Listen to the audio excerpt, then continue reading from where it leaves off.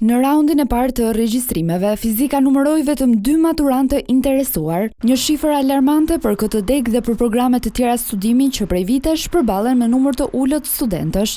Rektoria e Fakultetit të Shkencave të Natyrës nuk e mohon interesin e kufizuar për degë eksakte si kimi, fizik apo matematik. Megjithatë, shpjegon se kjo shifër ka ardhur edhe nga hapja e programeve ndërdisiplinare një vit më parë. Pikërisht këto programe të riorganizuara sjellin ose mbushin këtë vakancë që ishte krijuar nga programet ekzistuese apo tradicionale që tregu apo arsimi universitar ofronte. Rektoria sqaron se këto programe studimi jo domosdoshmërisht lidhen me mësuesin. Programet bachelor nuk janë programe të definuara që në bachelor për mësuesi. A ka ndryshuar trendi dhe mund të them konkretisht që në program fizike shkenca kompjuterike ka ndryshuar qasja ndaj perceptimit të fizikës dhe kjo nuk është një pengesë që studentët që diplomohen nga ky program studimi do të jenë studentë të cilët nesër do të jenë mësues të ardhshëm të fizikës. Në këtë fakultet ka patur interes të shtuar në degë ndërdisiplinare dhe programe studimi që lidhen me informatikën. Mbeten,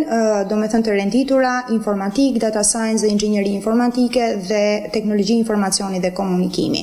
Plan të dytë vijnë më pas programet ndërdisiplinare dhe përmend këtu bioteknologji, shkenca natyrore mjedisore. Që prej vitit të kaluar, fakulteti prezantoi 2 programe ndërdisiplinare, fizik dhe shkenca kompjuterike dhe kimi farmaceutike. Këtë vit, ky fakultet ofron programe të reja si data science dhe inxhinieri informatike, inxhinieri kimike dhe inxhinieria e kimia e ushqimeve.